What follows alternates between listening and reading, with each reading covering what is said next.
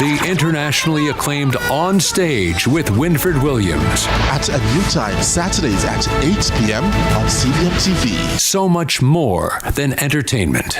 Jamaica, make we do the right thing. Make we live good today for a better tomorrow. Talk it out. Don't fight it out. The time by the Ministry of National Security is 6:30. Hey you know all the people in your business? You should take advantage of CVM TV's unbeatable small business advertising package. Trust me. And get your goods and services in front of your customers today. For $150,000, you get a high-quality professional commercial. Plus 20 prime-time commercial spots. That's massive exposure at a fraction of the cost. Including on the #1 morning show in Jamaica, Sunrise. So don't wait. Call us on 658-208-5377 and see your business goals happen right here on CVM Television.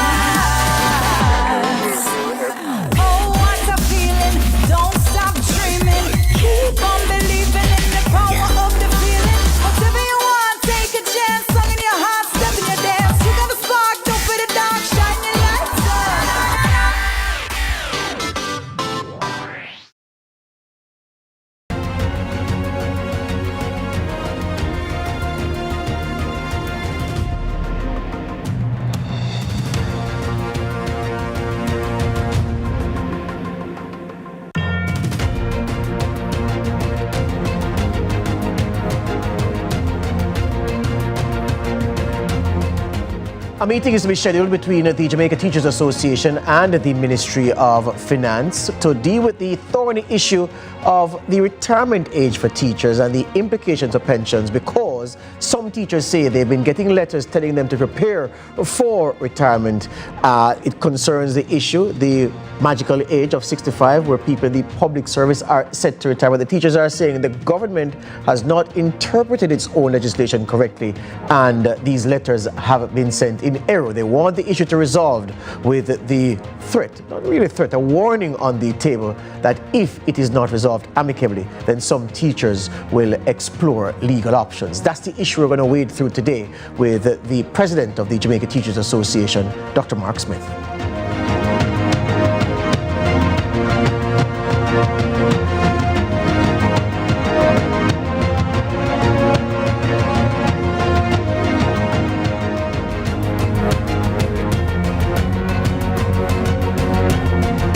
Story on this Friday, the first Friday of the first full working week of 2025, and it's been a rather busy time. We have paused to catch breath. It's going to be a very hectic year with several issues that the front burner, well, not just the front burner, all the burners on the stove will be occupied to deal with the myriad issues that will assail us all in this 2025. The JTA have sounded the early note about where their headspace is at, because they've said that, look, if we can't resolve this issue concerning the retirement age for teachers and the pensions that accrue, then we could be facing a court showdown with the government. It's nowhere near that level yet. The Minister of Education, rather the Minister of Information, Senator Dana Morris-Dixon, has said that there is an attempt being made to schedule a meeting between the JTA and the Ministry of Finance and the Public Service to resolve this issue before it gets further. The teachers have said they are willing to go to any lengths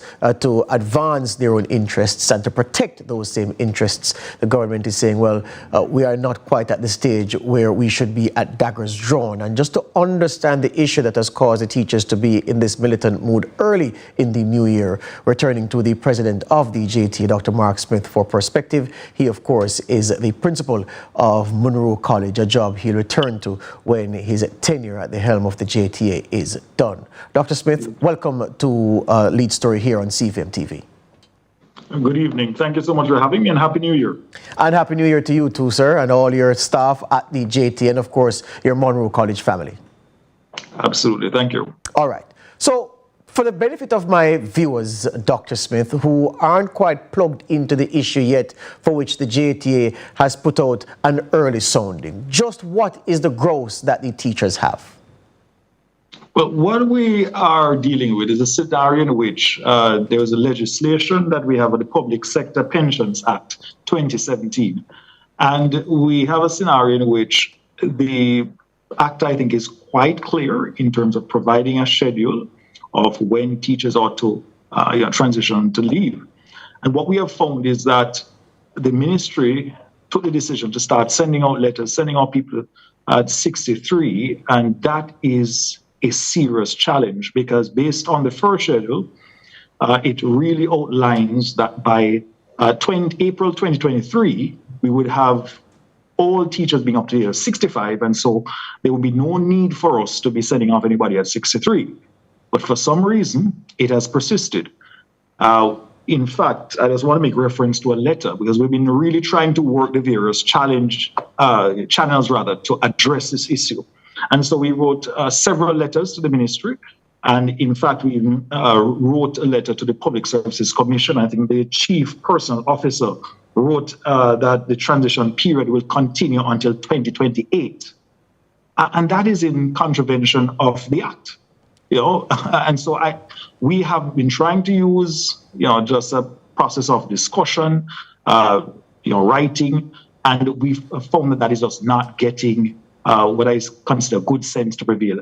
And when you think about it within the context of having challenges with retaining teachers in the system, why would you be sending teachers off early? To complicate matters even more, we have a scenario in which you're sending teachers off by 63, but nobody is going off at 58 as an early retirement.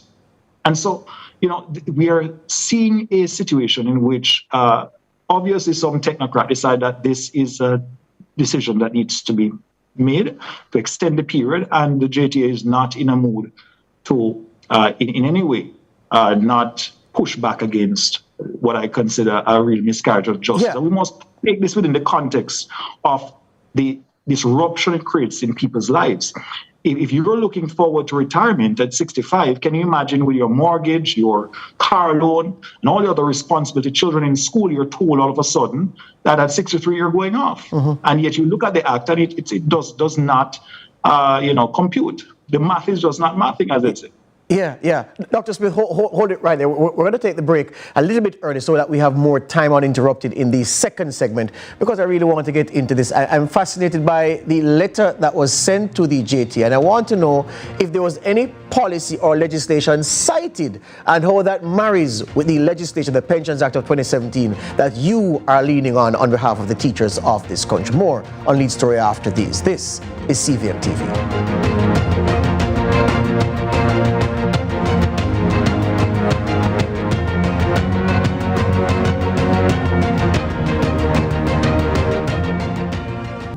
Truth is, HIV affects everyone. Truth is, avoiding care leads to a weaker immune system. That means you could get really sick. The truth is, the hardest pill to swallow isn't the medication. It's the problems that follow when you don't take them. Let's get through this together. Remain in care. You can live life to the fullest with HIV. And that's the truth. A message from the Ministry of Health and Wellness. CVM TV and live Jamaica Premier League action on a Monday night. A match made in heaven. We call it Monday Match Night. Catch all the hard-pounding JPL Monday night action from now until the end of the season on CVM TV's Monday Match Night. Matchday Mondays at 7:45 p.m. with a rebroadcast Tuesdays at 10 a.m. Nothing else can quite match up. Monday Match Night, powered by Sunshine Snacks and ABC Electrical. No more fear of missing out. CVM TV News is on YouTube. Get up-to-date news, sports, and business content at CVM TV News anytime, anywhere. Subscribe now to CVM TV News to see it happen.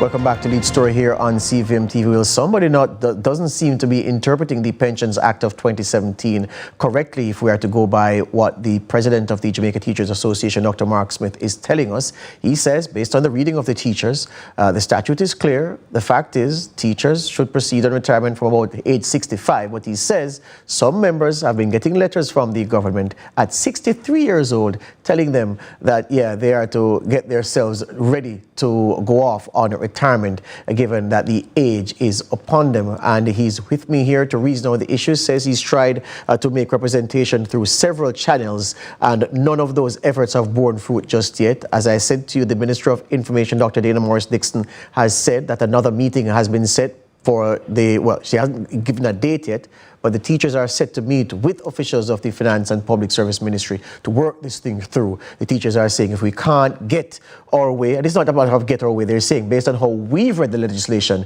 if we can't get a decision that aligns with what the legislation says, then we will go to court to explore our options.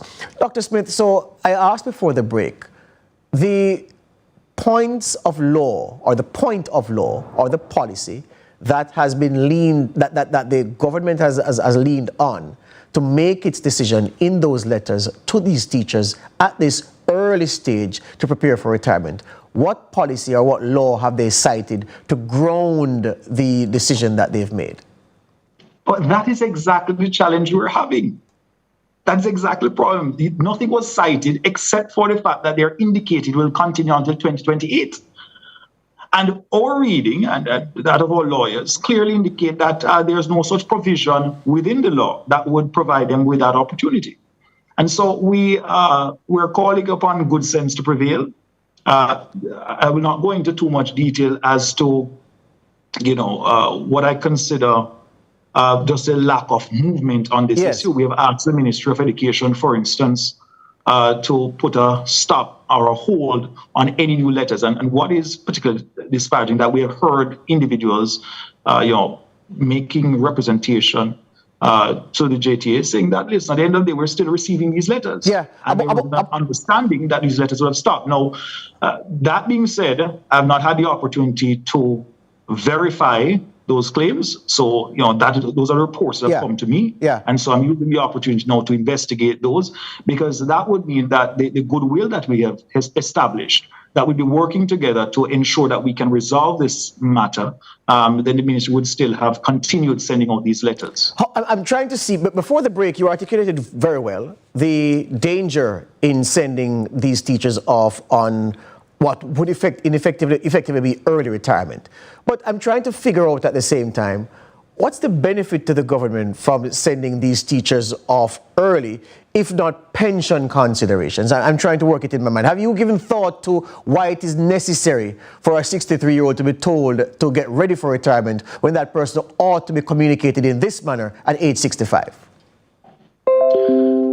This one is one that seems almost a mystery wrapped up in a puzzle and buried in an enigma. I refuse to try and contort my brain to figure it out. And the thing is, we have said, the ministry in our meetings have said to us that they have to seek legal opinion on the matter, which, to be fair, one is free to use your lawyers if you so have them. Yes. But the reality is, it is so clear in the schedule. It stops at 65. And the idea was when we're moving from 60 to 65, you had to have that transitional period.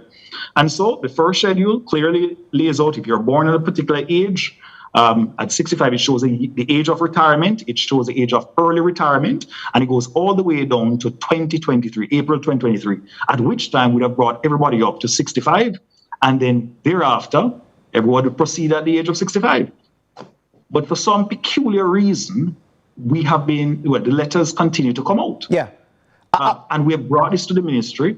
And regrettably, they have indicated to us that they are operating on instructions from the Ministry of Finance. Yes, as they would. About in terms of the JTA's numbers, registered members, because again, we know that not every teacher in Jamaica in the school system is a registered member, a paid-up member of the JTA. About how many paid-up members do you have?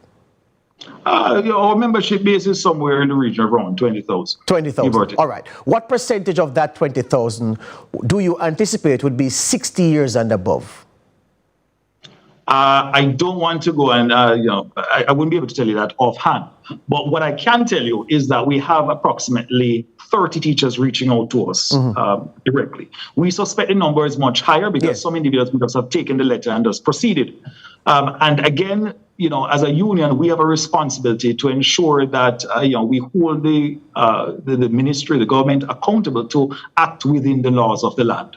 And that is what we're asking. We're not asking anything to go, any special provisions to be made for teachers. What we're saying is, in keeping with the laws of the land, obey the law. Parliament. Government obey the law. The recent ruling with the DPP is another indication that public sector workers ought to be going off at 65. And that's the point. That's the point I raised yesterday when we thought that we would get someone from the JTA to make this argument. Because I'm saying we've had a high-profile situation in court concerning the age of retirement for two of the most powerful office holders in this land, the Auditor General and the Director of Public Prosecutions. And there was the big question about whether the DPP should be joined to the legislative change which puts 65 as the age of retirement for persons in the public service. That matter has been settled by the court, of course, subject to any appeal which the opposition PNP may want to launch against the decision of the court to side with the government and to join the DPP in the 65 retirement band. But there's no argument about what is the age of retirement in the public service now. It is 65, so it emerges even more curious,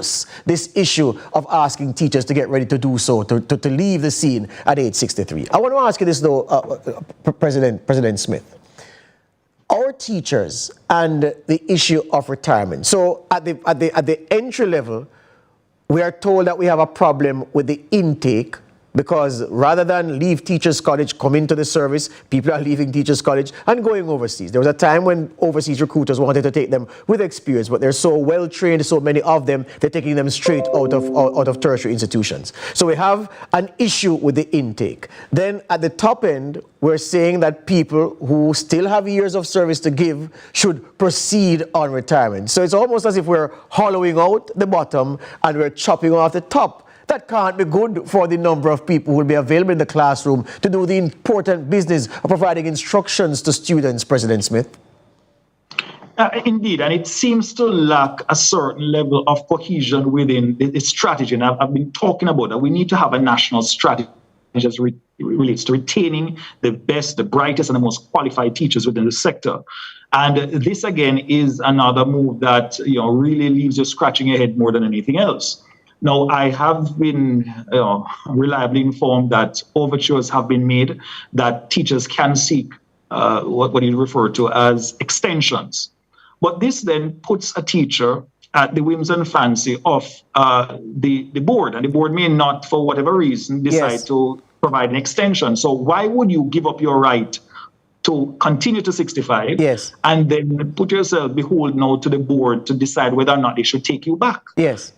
Yes, I think we've done as much as we can with this issue. Again, for a problem that didn't exist. And so my big question, though, is how can somebody within the that is chief? I believe the letter came from the chief personnel officer.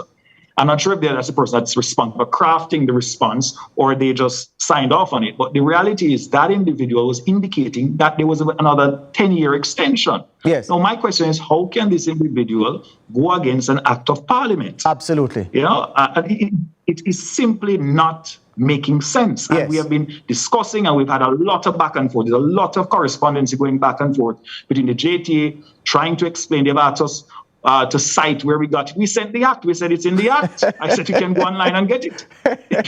Go to Google. Go to Google is a simple instruction.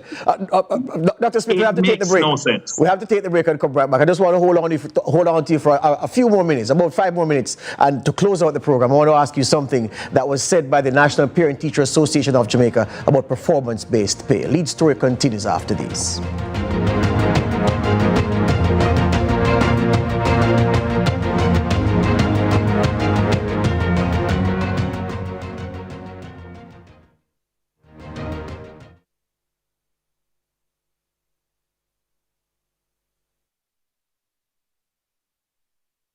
TV News is on YouTube.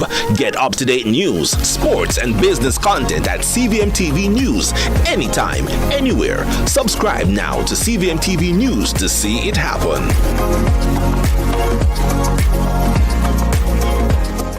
CVM TV and live Jamaica Premier League action on a Monday night. A match made in heaven. We call it Monday Match Night.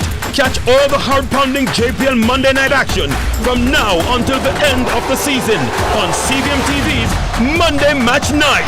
Matchday Mondays at 7:45 p.m. with rebroadcast Tuesdays at 10 a.m. Nothing else can quite match up. Monday Match Night, powered by Sunshine Snacks and ABC Electrical.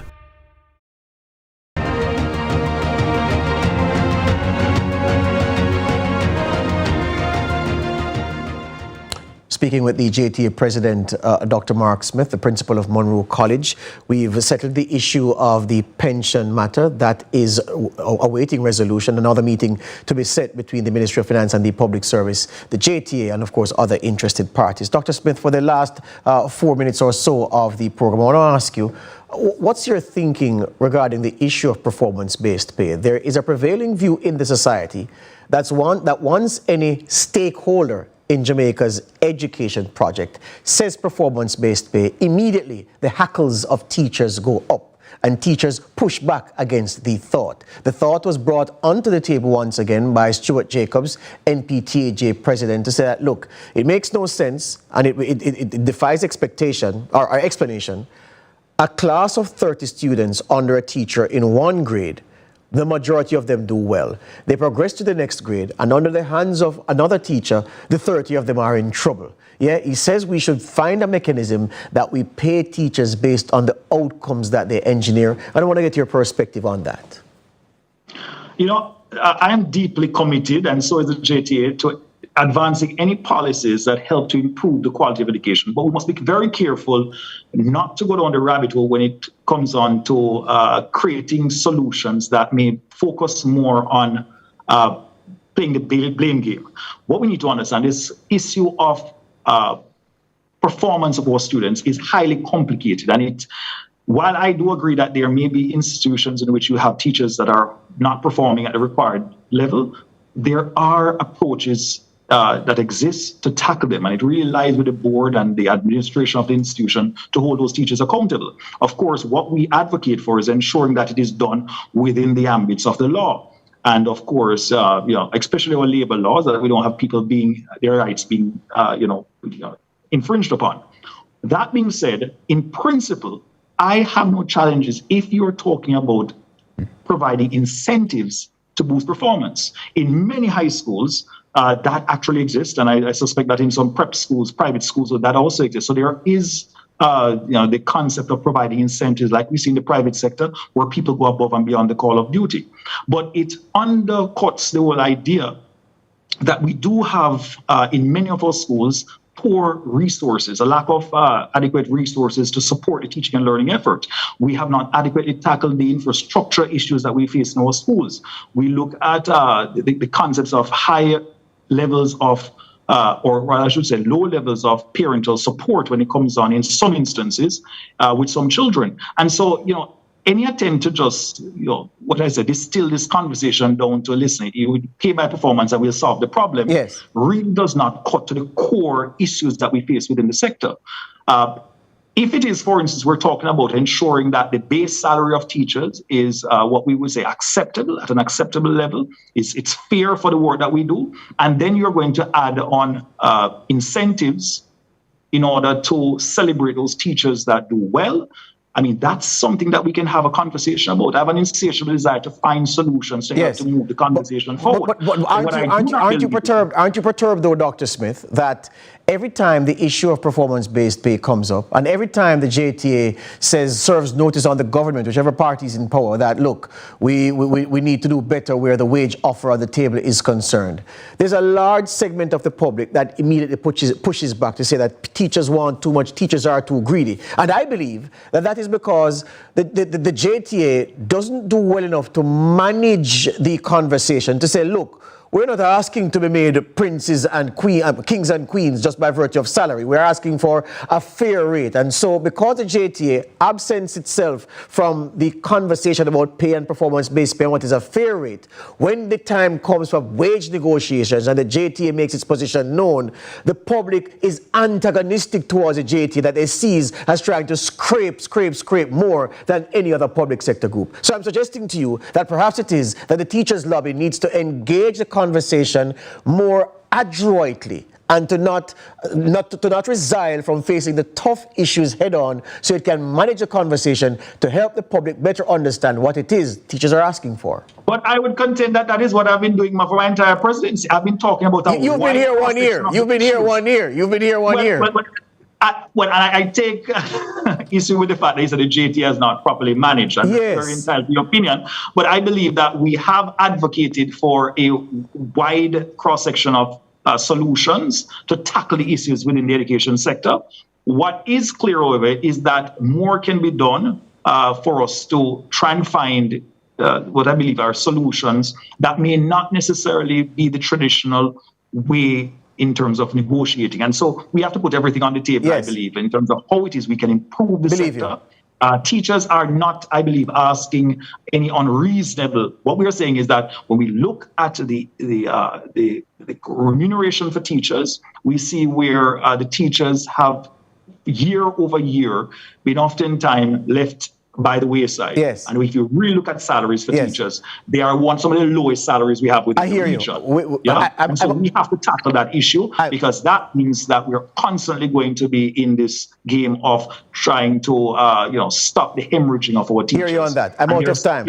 I'm out of time, Dr. Smith. Thank you very much. Thank you for your time. Thank you for the work that you've done so far. And we look forward to further engagement. All the best for 2025. Absolutely. All the best to you too. Dr. Mark Smith there, he is the president of the Jamaica Teachers Association. Listen, I have many friends who serve the profession. I have many friends who've served the profession. Like every other Jamaican, like every other individual living here, I owe what I am to teachers.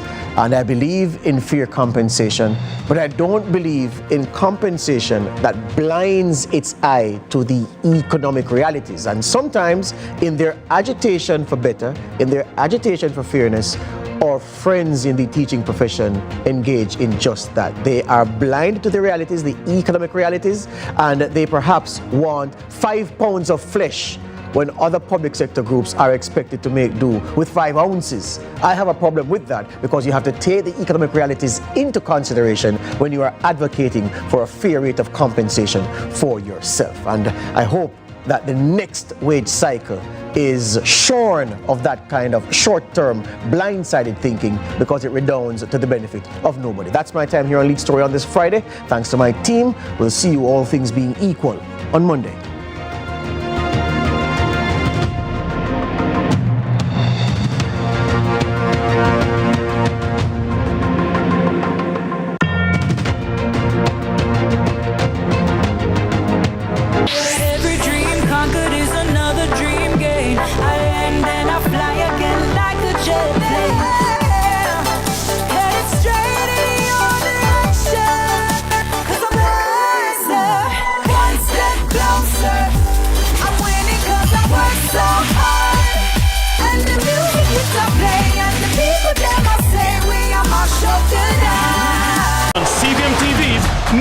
CVM TV's Monday Match Night.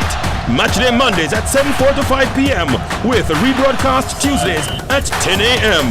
Nothing else can quite match up. Monday Match Night, powered by Sunshine Snacks and ABC Electrical. You You can open a Sagicor Bank savings account from anywhere. Go online and open yours today.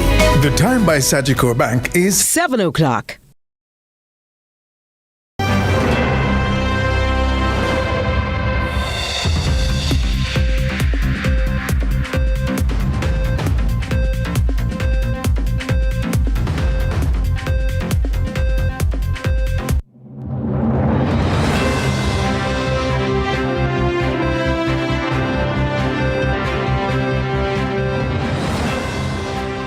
Tonight in CVM News at 7, Deputy Governor General urges leadership as public confidence institutions wane. Debate sparked by sexual offences law reform. Online platform launched to combat human trafficking. Or traditional flavors feature takes a sip with Sister Love. And in the business report, service excellence and Jamaican institutions. While in sports, Jamaica Premier League Match Week 17 preview.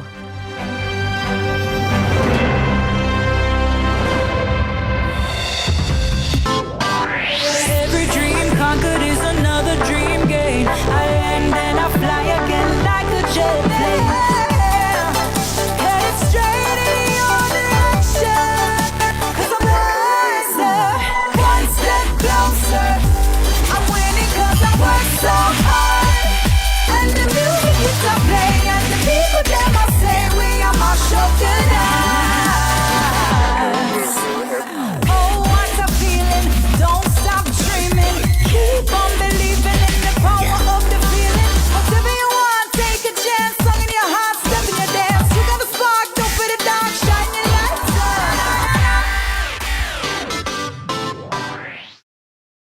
No more fear of missing out. CVM TV News is on YouTube. Get up-to-date news, sports, and business content at CVM TV News anytime, anywhere. Subscribe now to CVM TV News to see it happen.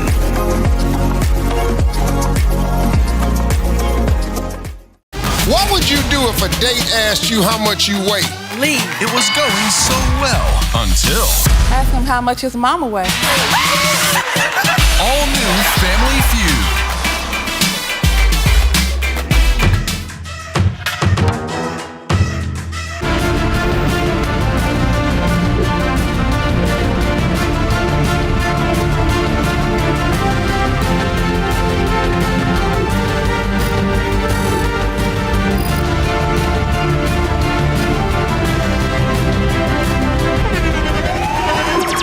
The internationally acclaimed On Stage with Winfred Williams. At a new time, Saturdays at 8 p.m. on CVM TV. So much more than entertainment.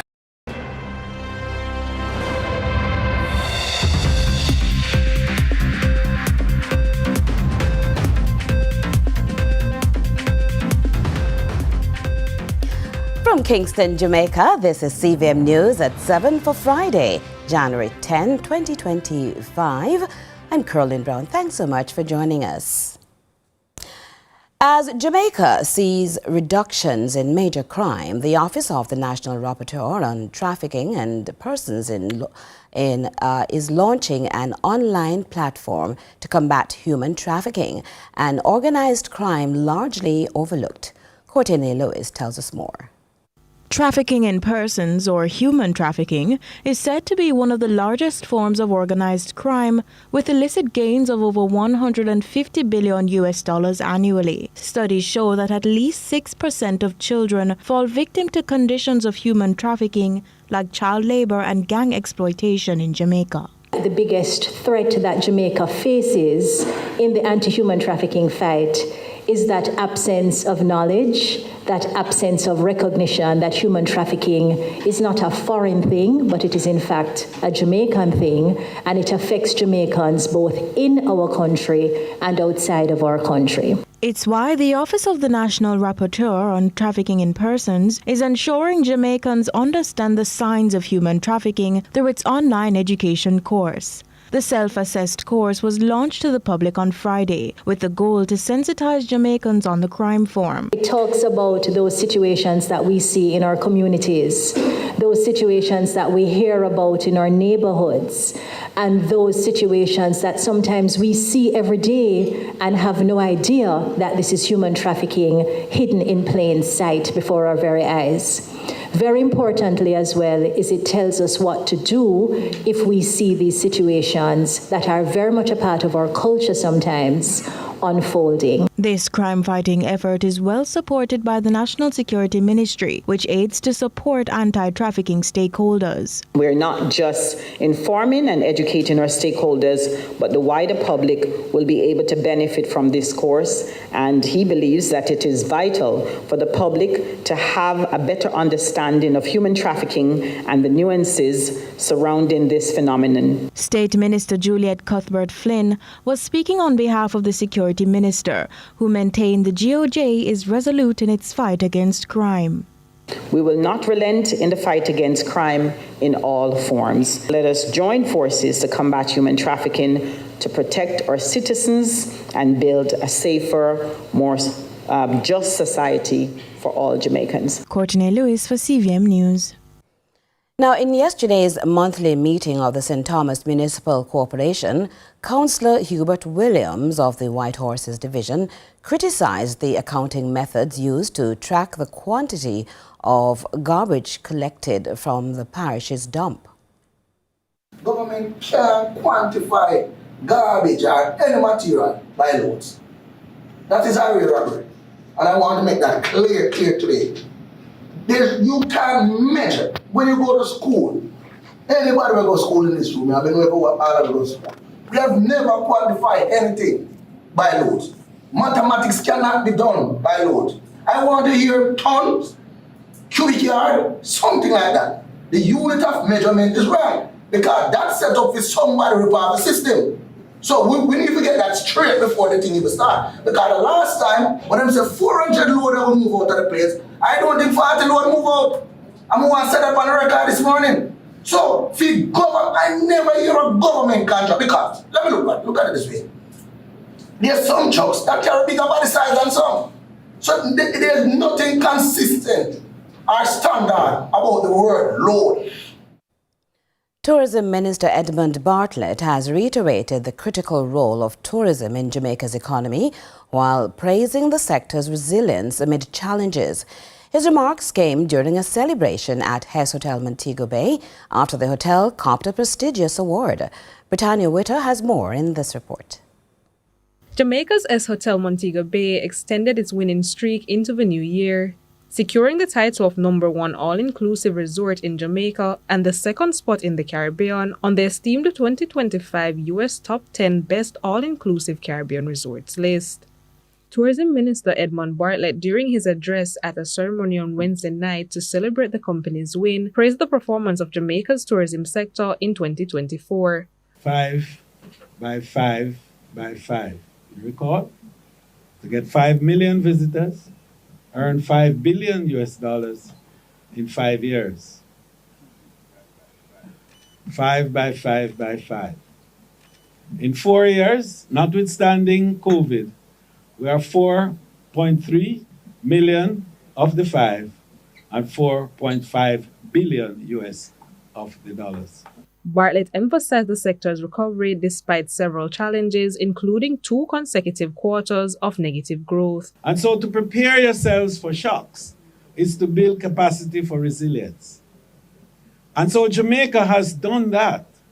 And that is why, notwithstanding Beryl, notwithstanding the advisories that we get from time to time, notwithstanding the supply chain disruptions that have enabled fallout of air seats for Jamaica in the last 6 months or so, notwithstanding elements of disruptions that have flown from all sorts of environmental issues and weather events and so on, notwithstanding 2 consecutive quarters of negative growth in tourism arrivals. Today, we are closing the year just about 0.5% better than the best year in our history. In addition to celebrating the sector's achievement, the minister stressed the importance of investing in training and skills development for workers. The development of stackable credentials for the workers of the tourism industry.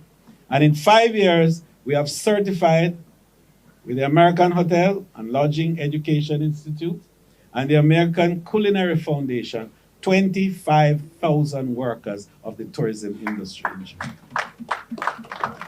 So much so that the UN Tourism has used Jamaica's model, and not only that, have employed the consultants that we used from the American Hotel and Lodging Institute to be carrying their international program for educational development in tourism worldwide.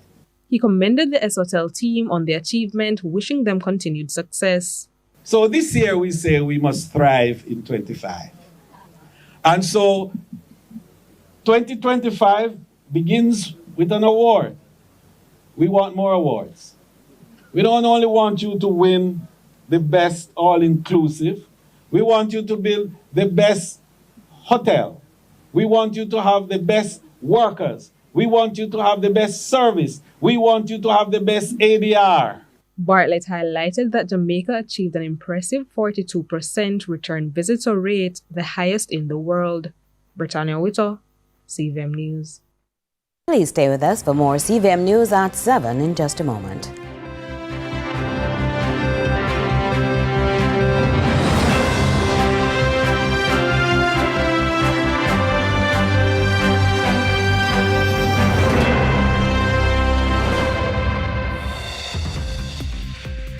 My electricity bills. I wish I could live more sustainably. Get a Sagicor Bank mortgage from November 11, 2024 to January 31, 2025, and you could be a lucky winner in the Sagicor Bank Mortgage Green Wish promotion. There are 3 grand prizes of energy-saving appliances to be won. Get a Sagicor Bank mortgage and make your green wish come true.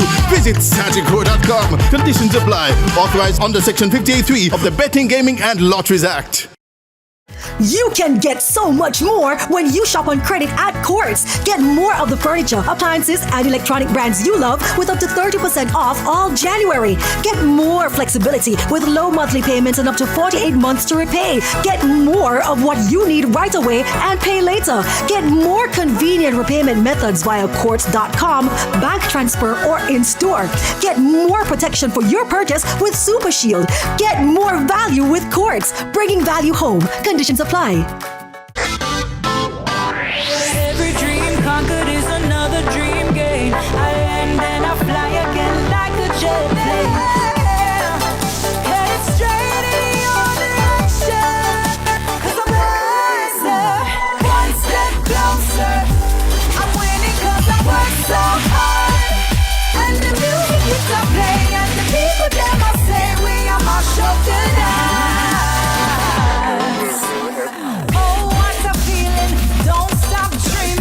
Keep on believing in the power of the feeling. Whatever you want, take a chance. Song in your heart, step in your dance. You got a spark, don't put it down. Shine your lights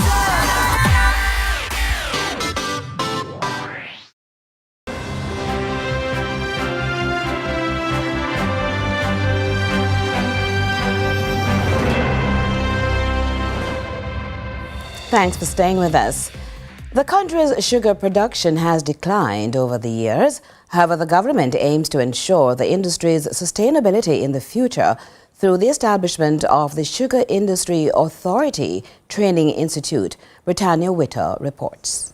In the 17th century, sugarcane was considered king as it rose to the rank of top crop in the Caribbean. Jamaica, like Haiti, was once a leading producer of the commodity. Minister of Agriculture Floyd Green announced in 2024 that during the 2021 to 2022 fiscal year, the sugarcane industry contributed nearly $43 million to the nation's gross domestic product (GDP). Now, in 2025, after finalizing a legal framework for the sugar industry, the Agriculture Ministry, through the Sugar Industry Authority SIA, has launched the Sugar Industry Authority Training Institute (SIATI) with the goal of providing high-quality training to stakeholders.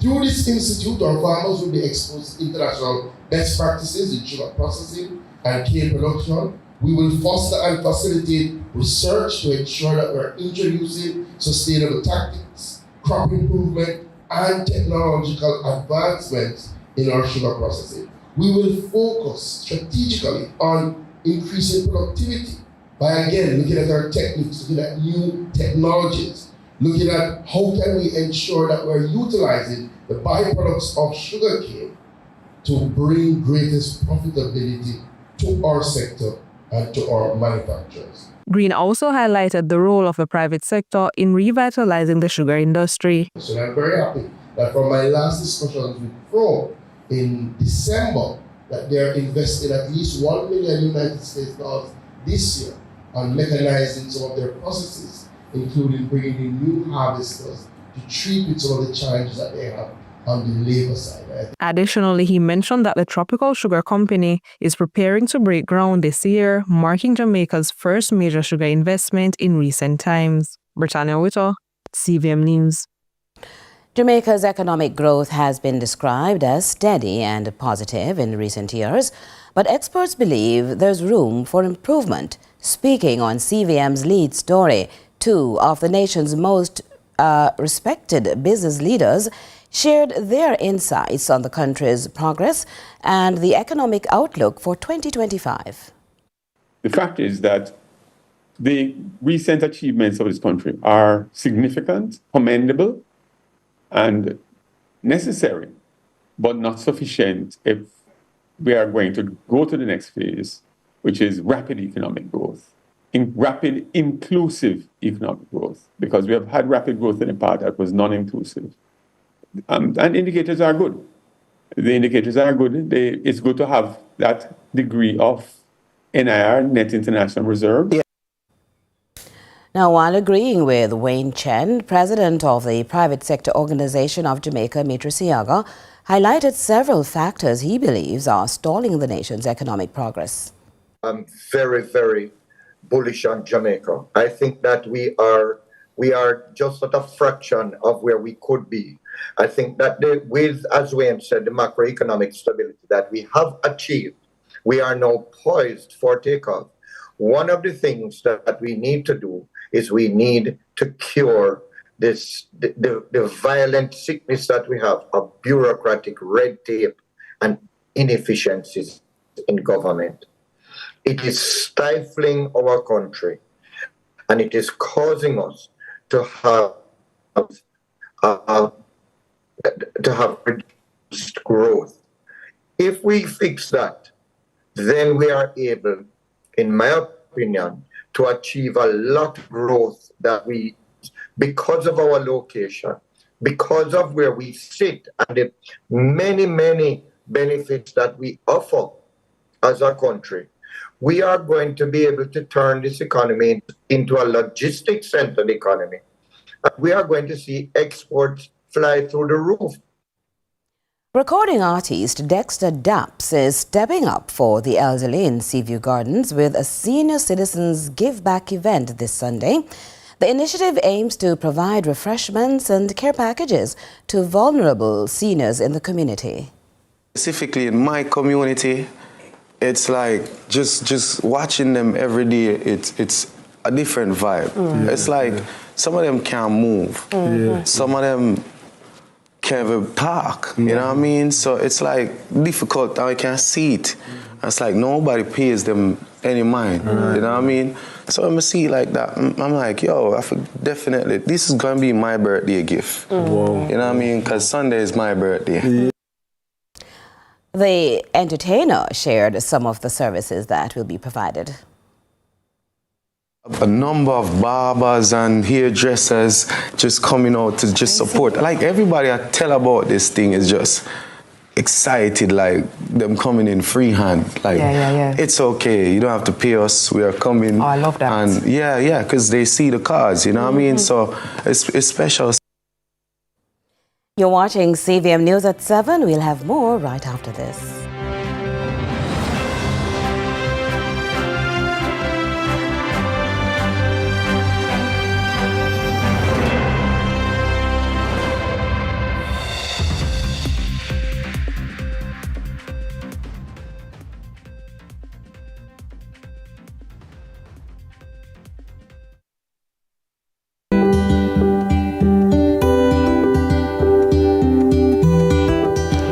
been 3 years.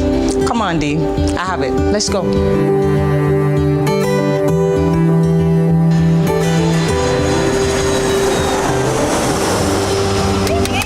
My baby. Son of my baby. Oh my goodness. Them feeding you over there though?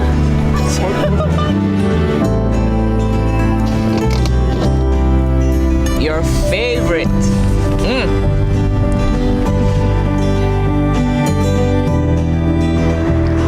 Welcome home, son. This is home.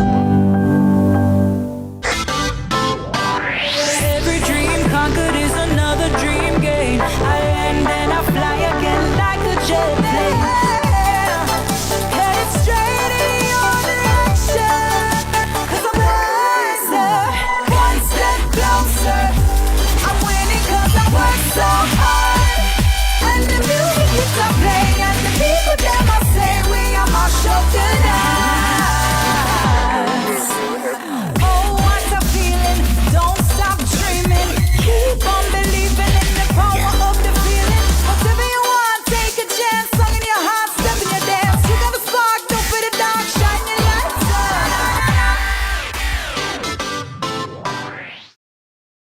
No more fear of missing out. CVM TV News is on YouTube. Get up-to-date news, sports, and business content at CVM TV News anytime, anywhere. Subscribe now to CVM TV News to see it happen.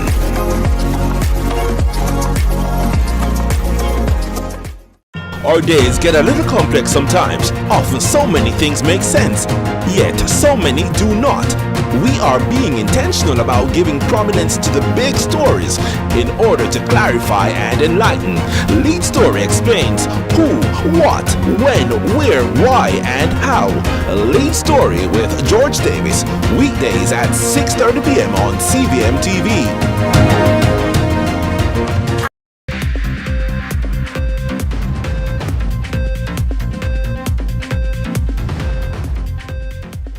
So glad you stayed with us. Now, at a time when much emphasis is being placed on support for local small businesses, Traditional Flavors went to a community in St. Andrew to meet someone who has been positioning wines from nature's nectars as healthy choices.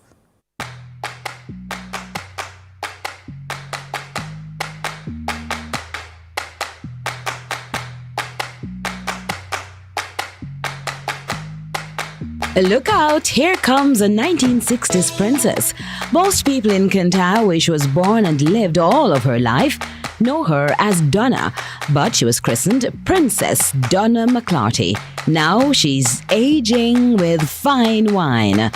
Slipping out of her high heels and becoming grounded has always been an easy feat for this country girl, who also takes on a different name based on a passion which landed her on Traditional Flavors. Welcome to my world.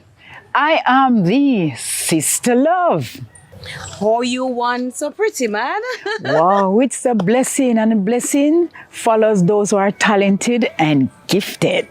So you always come out like that to represent my wines and my teas. Wines. Yes, you know, first appearance, last. So I have to put my best out. So you're a soul sister. Soul sister. All right, from soul time to sister. time. Yes, soul all right. sister love. We could go in a way I make today now. Where you going to show me the first stages of, because I know wine take a bit of processing, right? That's right. Take a bit of processing and a little bit of patience too, for it to come out very, very perfect. So I saw you picking up your garlic, and so we know we're going into the garlic wine. Is that one of your best sellers? Best sellers wine. What are the others? Garlic wine. The others are Guinea and Weed, Moringa, we have Medina, we have Ribena, we have guava wine, we have... You passed 5 already, you know? 5 top sellers? Everyone is a top seller? You have from time to time, they have their preference. Their seasons and... Right. Oh. So this person will come and like this one continually, and then another persons will come and say they want this type of wine. So they have their different individual preferences that pops up now and again. Yeah. I've never thought of a garlic wine. So after you cut up your garlic, well, I see your blend. Oh, yes. Yes. What next? After blend the garlic. Show me mine, come and see you have something here. Okay. This is the blended garlic, the liquid. All right. So I'm going to pour it out in a container, just like this. Okay. Right. Every little thing is in now. Perfectly well. Okay. Do a little of shaking. What is shaking? How you come up with this concept though? Wow. Good question. The right person, the expert, wine expert. It's inspiration deeply. Okay? All right. So we're going to rest that over there. Right? So what we're going to do now, we're going to pour it back in the blender. You're getting out everything that's coming from the garlic into a nice... You know, everybody always concerned about the scent, the smell. Of garlic. And they would... Yeah. So what we do, squeeze it up, get everything out. Then we know now that nothing is in there, enough sediments is there, so it will ferment freely. We won't have much throw-offs at the bottom. All right, so we have it like that. And what next? So what next now? We pour it into a container for fermentation. And you leave it for about how long? And we leave it for about 3 weeks. 3 weeks, actually 3 weeks. So when 3 weeks comes, we'll look into it, right, and see if it's okay. You cover it back. Sometimes I do a little tasting of it. And I'll leave it like a few more days over fermentation. And after that now, like 3-4 days, I'll open it, permanently open it now, and taste some into a glass to see if I got that rich, perfect taste of a garlic wine. Can anybody now make garlic wine after you give me all of this secret? Or you have your little something that you're not telling us? Well, I have something in the back in reserve. Right. You have to, I like that. You have to hold back. Hold back something in reserve that makes it so perfectly well. And because when you finish, hold on. Is this it? Oh no, this is this large one, largest one, very heavy. So where you get them fancy bottles, man? So I am a person. Lift it up, man. Lift up sure, you can lift it. Sure. All right. These buckles are coming from all the all-white parties and all the functions and all the seminars. I'll go buckle hunting to make my table unique and fashionable with the wines. And your garlic wine has a medal. Yes, but frankly, I did not get a medal for this one, but I put medals on all of them from time to time. But this medal belongs to my Guinea hen wheat. Imagine 14 to 15 wines over a 14 to 15 year period, copying 5 gold, 3 silver and 2 bronze medals from the Jamaica Cultural Development Commission. Tell me how you got into JCDC. How I get into JCDC? It's always underrated. They're always talking about they wanted people to come into the culinary arts competition. And when I heard it, I got so excited. I said, wow, with all these wines, I got to seize the opportunity because I know I'll be picking up some golds because I know how my wine tasted. And I've been getting the feedbacks without a doubt. And I go forward, 2017 and 2018, golds for the Guinea hen weed, gold for the ganja, gold for the stinking too, yes, and I got gold also for the cashew wine. Next time we sip on her teas and more traditional flavors in wines.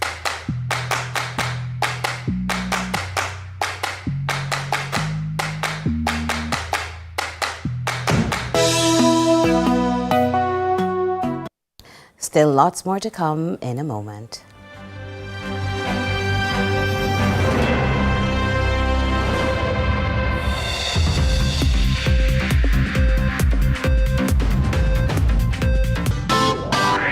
Every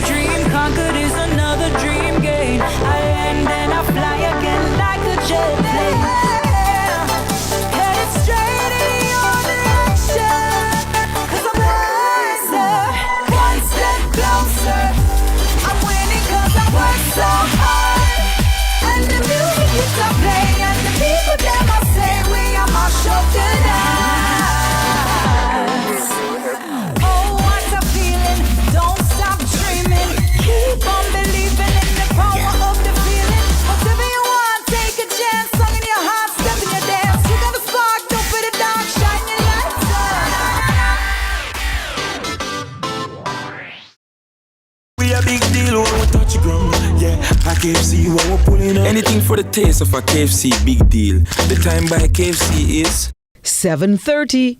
CVM TV and live Jamaica Premier League action on a Monday night. A match made in heaven. We call it Monday Match Night. Catch all the hard-pounding JPL Monday night action from now until the end of the season on CVM TV's Monday Match Night. Matchday Mondays at 7:4 to 5 p.m. with rebroadcast Tuesdays at 10 a.m. Nothing else can quite match up. Monday Match Night, powered by Sunshine Snacks and ABC Electrical.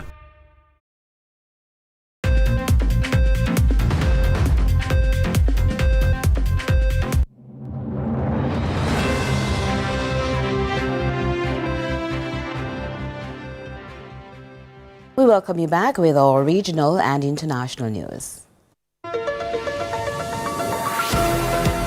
We begin with news in the region. In Guyana, tragedy struck at the new Demerara River Bridge construction site last evening when a worker fell into the river who remains missing. More from Safe TV 2.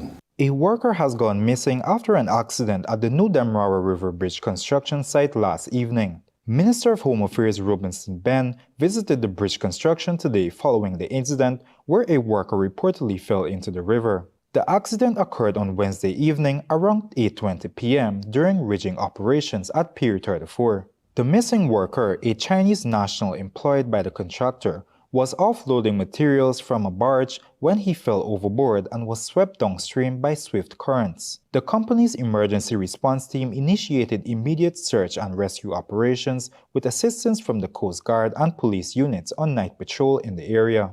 Despite extensive efforts throughout the night, including deploying a diver, the worker was not found. The Ministry of Home Affairs and the Occupational Health and Safety Department are conducting thorough investigations into the incident. In Trinidad and Tobago, the Gender and Child Affairs Division officially launched the Central Registry on Gender-Based Violence, known as the Umbono system. Tobago Updates provides the details. This innovative website platform was developed in-house by the Information, Communications and Technology Department within the Office of the Prime Minister with support from the United Nations Population Fund.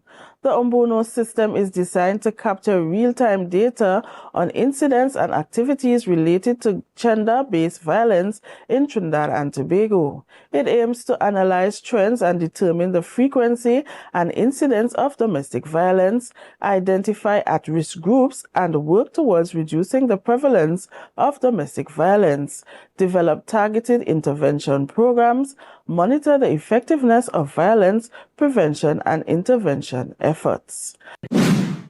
And in international news, Jimmy Carter, a U.S. president who served only one term, but was widely admired for his humanitarian work after leaving the White House, was remembered during his state funeral as a man who put honesty and kindness above partisan politics. Reuters has that report. Fellow Democratic President Joe Biden eulogized the 39th president. Through it all, he showed us how character and faith start with ourselves and then flows to others. To young people, to anyone in search of meaning and purpose, study the power of Jimmy Carter's example. Jason Carter, one of Jimmy Carter's grandsons, remembered the man he called Pawpaw fondly. Maybe this is unbelievable to you, but in my 49 years, I never perceived a difference between his public face and his private one.